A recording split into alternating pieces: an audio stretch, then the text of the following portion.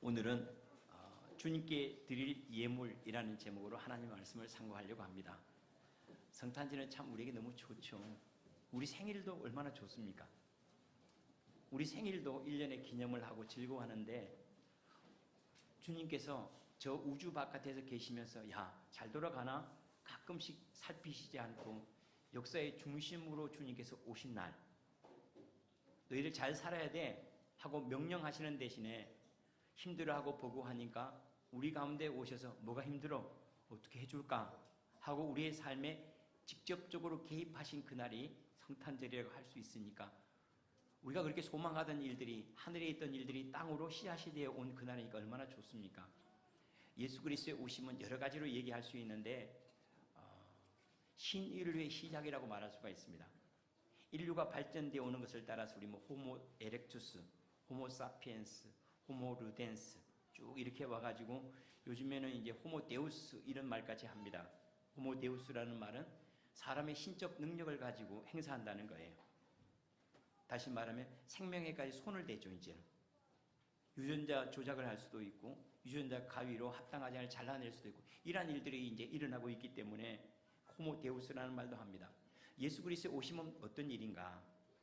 성탄절은 우리에게 신인류의 시작이라고 할 수가 있어요. 새로운 인류의 시작. 어떤 인류가 시작됐는가? 베레데우스 베레 호모의 시작이에요. 베레데우스 베레 호모라는 말은 라틴어로 무슨 뜻인가 하면 참 하나님, 참 사람이라는 뜻이에요. 예수님께서 오실 때 하나님의 됨과 하나님 됨과 참 사람 됨이 어떠한 것을 하나님의 모든 것과 사람 됨의 모든 것들이 예수님 안에서 보여진 거예요. 이후에 나오는 모든 사람들은 바로 이 생명에서 나온 사람들입니다. 아브라함이 이삭을 낳고 이삭이 야곱과 에서를 낳고 야곱이 12아들들을 낳고 요셉이 또 많이 낳고 모든 12족속들이 이스라엘이라고 하는 인류를 만들어냈죠. 그들의 족속을 만들어낸 것처럼 한 생명이신 예수님이 오시면서 그 예수님의 생명을 가진 사람들이 번성하기 시작했습니다. 점점 많아지기 시작했고 그리고 한 나라를 만들기도 하고 그리고 한 사회를 만들기도 하고 공동체를 만들기도 했는데 그 모든 나라를 다 하나로 묶어서 뭐라고 해요? 교회라 그래요. 그래서 교회는 예수 그리스도를 시조로, 우리 표현으로 말하면 그런가요? 우리 표현으로 말하면 예수 그리스도를 시조로 그 생명을 가지고 그리고 그 은혜 구원 안에 머무는 사람들이 번성하여 만들어낸 새로운 인류, 그것이 바로 교회입니다. 그러니까 예수님께서 오심으로 말미암아 하늘을 기준으로 살아가는 사람들, 예수님의 자녀들은 하늘 기준으로 살아갑니다. 이스라엘 백성들은 그들이 조상이 만났던 하나님을 자기 하나님으로 섬기고 그들 조상이 가졌던 하나님의 약속을 자기 약속으로 받고 그들의 피를 자기들의 피로 가졌던 사람들, 이스라엘 사람들이라고 한다면 교회는 뭔가? 교회는 그리스도의 하나님을, 아버지를 내 아버지로 고백하고 그 생명을 함께 나누어서 가지고 그 말씀으로 살아가면서 그들이 복종하기를 원하고 만들어가기를 원하는 것은 천국이에요. 바로 이것을 교회라고 말하고 바로 그 첫 번째 씨앗이 떨어진 날이 성탄절입니다. 하늘의 모든 것들을 씨앗으로 가지고 뿌려놨어요. 호박씨를 심으면 호박이 열매를 맺고 수박씨를 심으면 수박이 열매를 맺고 밤나무를 심으면 밤 열매를 맺는 것처럼 예수 생명은 하늘에 속한 모든 거예요. 그 모든 것들을 가진 이가 이 씨앗으로 우리 가운데 오셨는데 이 씨앗이 번성하여서 이 사람 저 사람에게 역사를 하기 시작했습니다. 받아들이는데 믿음으로 받아들였고 소망하는데 자기 아버지의 뜻을 따라서 가문을 만들어내고 국가를 만들어내는 것처럼 그 뜻, 아버지의 뜻대로 살기를 원하는 그러한 삶으로 살아가기를 원했던 사람들이 교회라고 하는 공동체를 이루어갔습니다. 그러니까 교회는 예수 그리스도의 생명을 가진 신인류라고 할 수가 있습니다. 왜 보통 그냥 호모사피엔스, 호모 에렉투스 뭐 이런 것처럼 모든 사람을 보편적으로 말하지 않고 왜 특별한 신인류라고 말하는가? 여기는 특별한 게 있기 때문에 그래요. 예수 믿는 사람이 어떤 특별한 것이 있는가? 그들 안에는 하나님의 영원한 생명이신 그리스도의 생명이 성령으로 오셨기 때문에 특별한 거예요. 뿐만 아니라 그들은 여기 안에 생명에다가 뭘 가지고 있는가 하면 대한민국 사람이라고 한다면 헌법의 다스림을 받고 헌법이 만드는 법률의 다스림을 받는 사람이 대한민국 사람이라고 하죠. 그런데 이 신인류의 사람들은 하나님의 말씀이 성령 안에서 역사하고 이 생명 자체가 하나님의 말씀을 즐거워하는 사람들, 하나님께 예배하기를 기뻐하고 하나님 말씀대로 살아갈 때 평안해요. 그들은 하나님이 멀리 있다고 느끼면 불안하기 시작하고, 그러나 하나님께 예배하지 않으면 그들 마음이 황망해져요. 바로 그러한 사람들, 예배를 안 해도 찬송을 해도 아무렇지도 않지 않아요. 그것은 마치 우리 부모님과의 관계가 좋지 않으면 자식들이 마음이 힘들죠. 부모님의 얼굴이 어두우면 자식들의 얼굴도 어두워지는 것이 한 가족이기 때문인 것처럼 예수 그리스도께서 행하신 그 일들과 멀어지거나 그분의 말씀과 그분의 은혜에서 멀어지면 얼굴이 벌써 어두워지는 사람, 이 사람들이 바로 그리스도인이라고 말합니다. 이 사람들은 어떤 기준으로 살아가는가? 예수님께서 우리의 시조이신 신인류의 시조, 이런 것들을 설교에서 얘기하니까 좀 이상하긴 해요. 시조하니까 좀 그렇죠. 우리 공성희 집사님 무슨 어디 파하고 본관이 어디입니까? 아, 그렇게 좀, 아, 그러세요. 저는 본이 베들레헴이고 파가 예수파인데 상당히 멀리 떨어져. 예수 믿는 사람들은 본이 베들레헴이요. 할렐루야. 파가 예수요. 당신의 본과 관이 뭡니까? 예, 베들레헴, 본이 베들레헴이고 파가 예수파요. 전혀 다른 사람들, 이 사람들이 바로 신인류라고 말해요. 그리고 그 첫 번째 씨앗이 예수님인데, 이 예수 그리스도가 어떻게 오셨는가, 그 생명이 어떻게 열매를 맺는가를 보면 우리 안에 오신 생명이 어떻게 열매를 맺는가를 알 수가 있겠죠. 우리 부모님이 어떻게 해서 이러한 기업을 얻고 가옥을 만들었는가를 보면 우리가 어떻게 살아야 되는지를 볼 수 있는 것처럼 예수님 안에서 나를 볼 수 있어야 돼요. 예수님을 어떻게 만나는가? 오늘 우리가 읽었던 이 말씀은 동방 박사들에 대한 이야기입니다. 동방 박사들이 어떻게 예수님을 만나는가 하면 먼 곳 페르시아로 추측을 합니다. 페르시아에서 천문학을 공부했던 박사들인 것 같아요. 그들이 하늘에 이상한 별을 발견하고 그 별을 따라 누구를 만나러 온 거예요? 왕을 만나러 온 거예요. 새로운 인류가 시작될 왕, 전혀 새로운 왕으로 이 땅에 오신 분을 만나려고 오는데 그냥 오는 게 아니라 하늘의 별을 만나야 예수를 만나요. 하늘의 별을 만나야지 우리가 그리스도를 잉태할 수가 있습니다. 저는 하늘의 별이 없는 줄 알았어요. 힘들고 버거울 때는 깜깜한 인생이 되었지만 어느 날 갑자기 하늘을 보니까 별이 있었어요. 그리고 별이 반짝반짝 빛나더니 제게 말을 붙이고 점점 명확해지더니 저를 위로하고 저에게 가르치기 시작했어요. 그리고 제 안에 무엇이 있는가를 밝히 보여주기 시작했습니다. 이게 별의 인도함이에요. 동방 박사들이 그리스도 안으로 다가가기 위해서 별을 만난 것처럼 제게 예수를 보게 하고 예수님을 듣게 하고 하는 그 일들이 저 하늘의 별과 같이 제 안에서 일어나기 시작했어요. 이 성령의 조명하심입니다. 여러분들이 인생이 깜깜하거나 어디로 가야 될지는 모를 때는 하늘을 쳐다보세요. 믿음의 주요 온전케 하신 예수를 바라보고 너희는 가만히 있어 너에게 행하시는 여호와의 구원을 보라. 그때는 우리의 눈을 들어서 가만히 주께서 무슨 일을 행하시는가 바라보면 그때 별이 우리에게 빛나기 시작하고 말씀하기 시작하고 위로하기 시작하고 그 별이 잃어버렸던 우리의 길들을 다시 찾아주는 바로 그 과정을 통해서 동방 박사는 예수를 만났던 것처럼 우리 안에 있는 이 생명이 점점 자라서 그리스도의 생명으로 하나님의 자녀의 생명으로 자라가게 될 것입니다. 하늘로부터 온 계시나 예언이 없는 사람은 하늘을 알 수가 없죠. 주님의 음성을 들은 적이 없는데 주님의 말씀을 살아갈 수가 없고 주님께서 보여주신 적이 없는데 하늘을 소망할 수가 있겠습니까? 없습니다. 근데 우리가 자각하기도 하지도 못했는데 우리 안에 하나님의 나라가 이루어진 일들이 많습니다. 어느 날부터인가 천국이 소망이 돼요. 본 적도 없는데 들은 적도 없는데 아닙니다. 우리 안에서 이미 우리는 하늘의 별을 봤어요. 주님께서 우리 안에서 생명 안에 하나님의 나라를 여기 안에 담으셨고 보여주셨기 때문에 사모하기 시작한 거예요. 저는 미국에 가본 적이 없어요. 그래서 그곳에서 뭘 가고 싶은 마음은 있지만 그곳에서 무슨 일을 하겠다는 거 없어요. 뭐 있는지 알아야지 말이죠.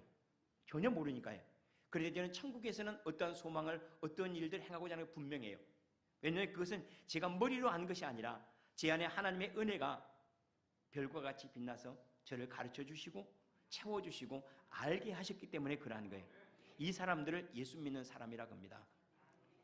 땅만 보고 살지 마십시오. 땅에는 별이 없습니다.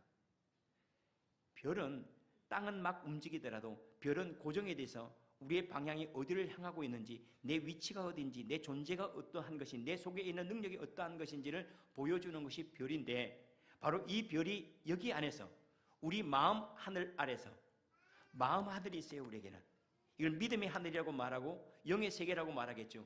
여기에서 빛나지 않은 사람들, 그 사람들은 삶이 하늘의 영광을 보거나 만날 수가 없습니다.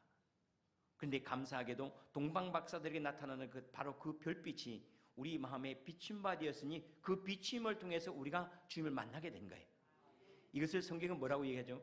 성령으로 말미암지 않고는 예수를 주시라고 시인할 수가 없다.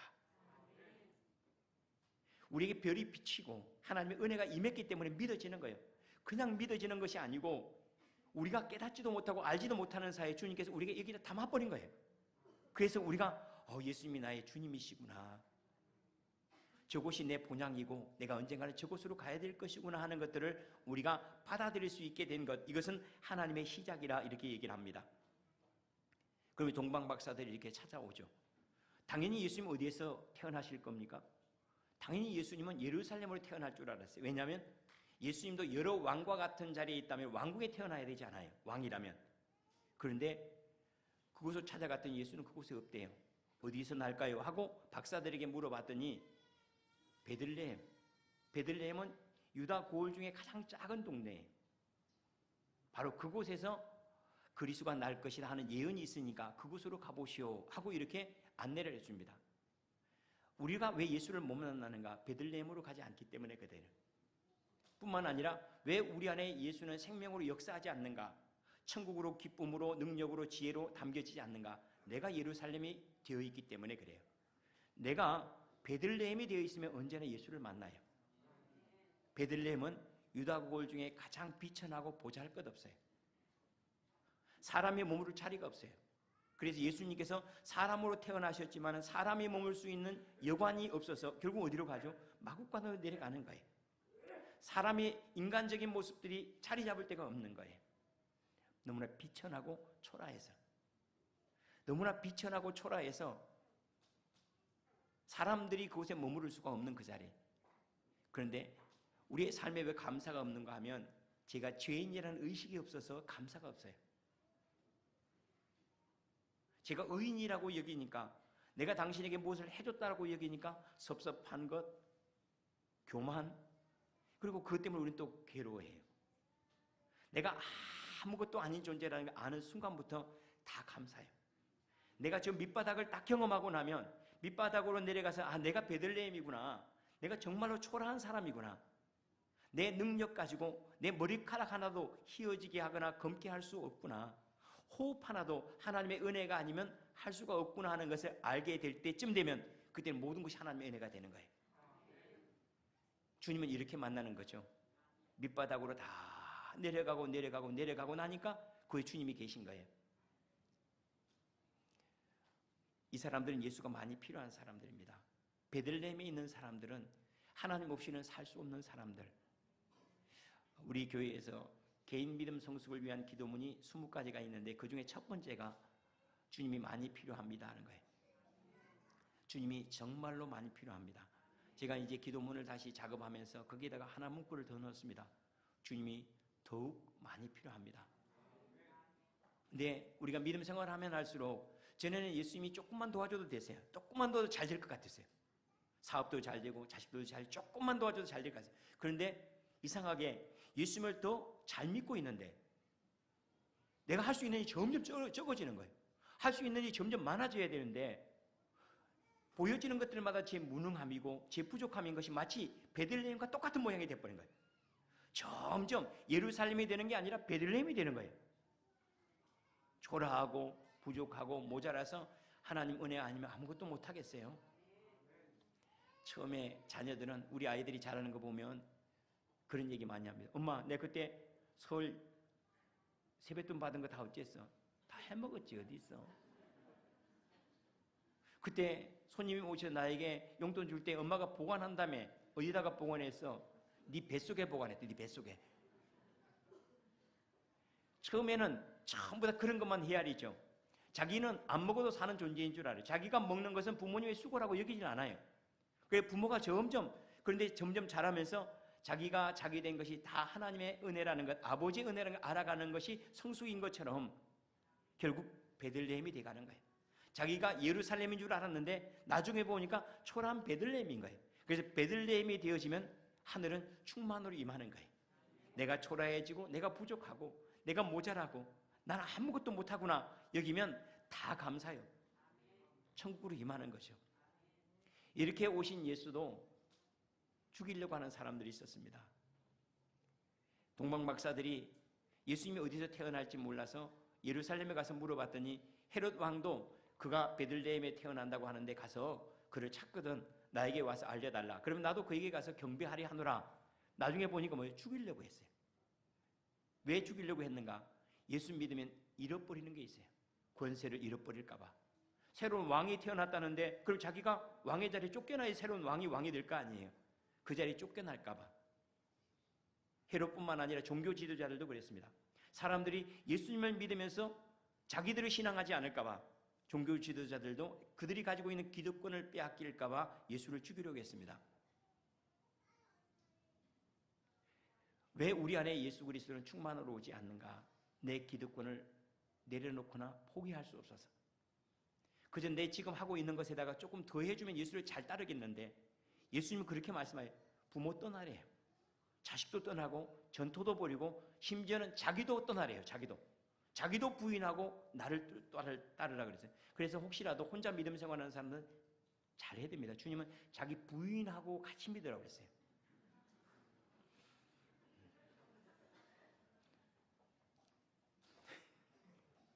그러니까 부인이 잘 믿어야 되는 거죠. 그런데 정작 그 사람들은 뭘 하려고 했는가 하면 하늘로부터 내려온 것을 제거하고 땅의 것들을 많이 갖고자 하는 사람들은 하늘로부터 내려온 것 말고 땅에서 일궈낸 것들을 많이 갖고자 하는 사람들은 예수를 받아들일 수가 없었던 거예요. 우리의 삶도 지금 다르지 않죠. 우리는 하늘로부터 내려온 하나님의 마음을 더 원하고 하나님과 평화하기를 원하고 내 영혼이 더 자유롭기를 원하고 하는 것은 마치 나를 원하지 않고 하나님을 원하는 것과 똑같아요. 그러한 사람들은 다 베들레헴이요. 이들을 위해 주님의 은혜가 임해요. 근데 자기가 가지고 있는 그 기득권 때문에 잃어버릴 것 같아요. 버릴 게 참 많아요. 포기할 게 참 많아요. 이들을 가리켜 주님은 부자라고 그랬어요. 부자가 하나님의 나라에 들어가는 것이 얼마나 어려운지 알지. 약대가 바늘기로 들어가는 것보다 더 어렵다라고 말씀하신 그대로예요. 나는 예수를 죽이려고 하고 나를 살려고 하지 않는가? 나는 지금 베들레헴이 아니라 예루살렘에서 예루살렘 잃어버릴까 봐 아예 베들레헴을 싹 지워버리려고 하지 않는가? 근데 제 삶을 보니까 그런 것들이 참 많아요. 예수님이 더 많아지고 천국에 대한 기쁨이 많아지고 내 영이 더 자유로워지고 그것을 위해서 내가 기꺼이 포기해야 될 것이 있다면 내려놔야 되는데 그거 포기하기 싫어서 다 주님이 오시면 내 시간 빼앗아 가시잖아요. 내 자존심도 내려놓으라고 자존심도 뺏어가 버려요. 내 물질도 또 주님 앞에 드리려고 또 뺏어가 버려요. 예수 믿으면 피곤한 게 참 많습니다. 예수를 인정하면 내 왕좌를 가져가고 권세 가져가고 돈 가져가고 내 주변에 따랐던 사람 다 데려가는 것처럼 예수 믿으면 가져가는 거 참 많습니다. 예수님이 다 가져가 버려요. 그렇죠. 우리 시간 일주일에 한 번은 뺏어가 버리잖아요. 우리 물질의 10분의 1은 주님이 또 10분의 1만입니까? 신앙생활하는 사람, 제대로 하는 사람들은 10분의 20분의 3까지 막 다 뺏어가 버려 막. 11조만 드린 게 아니라 감사한 건 뺏어가지. 또 뭐 장학금 드리라 또 조금 건축은 건 뺏어가지. 또 뭐 아무튼 구실들 다 만들어가지고 다 구실만 다 뺏어가 버려요. 나중에는 자식도 뺏어가 버려요. 신학교 가라고 그래요. 선교사로 보내라. 다 뺏어가 버려요. 저도 벌써 어느 순간에 제가 가만히 돌아보니까 제 애들이 5명이 다 신학생이에요. 몰랐죠? 세상에 6명 중에 5명이 신학생이에요. 자기 새끼 아니라고 저렇게 무관심하죠. 그런데 이건 못해서 예수 못 만나는 거예요. 내가 내려놔야 될 것들을 못 내려놔서 인간관계 포기해야 되잖아요. 예수 믿으면. 뿐만 아니라 내가 주님께 예배하기 위해서 내 시간, 내 마음대로 했던 시간 포기해야 하잖아요. 이거 못하고 땅을 붙잡고 하늘을 함께 붙잡을 수는 없어요. 우리의 손은 참 이상하게 무엇을 움켜잡으려면 내가 움켜잡은 걸 놔야지 다른 것을 붙잡게 해놨어요. 내가 가지고 있는 기득권들을 내려놓고 주님을 따르면 손해볼 것 많은데, 그런데 한번 생각해 보실래요? 우리가 돈을 많이 벌고자 하는 것은 내 장래에 대한 안전한 마음 때문이에요. 권세를 얻고자 하는 것은 해당하지 않고자 하는 마음 때문이에요. 나를 지키고자 하는 마음 때문이죠. 그런데 주님께서 그거 대신에 내가 너 지켜줄게, 내가 너와 함께 할게, 이 기쁨은 내 안에 있어라고 주님께서 주시는 것은 거절해요. 참 신기하죠. 그러니까 우리 침대는 원하지만은 실제로 침대는 평안한 잠을 자기 위해서 필요한 거 아닙니까? 그런데 내가 그러면 침대에 안 주고 평안한 잠 줄게, 그러면 싫은데요. 저는 에이스 침대 아니면 썰타 침대 이런 게 좋아요. 대부분은 이걸 원하지 않아요.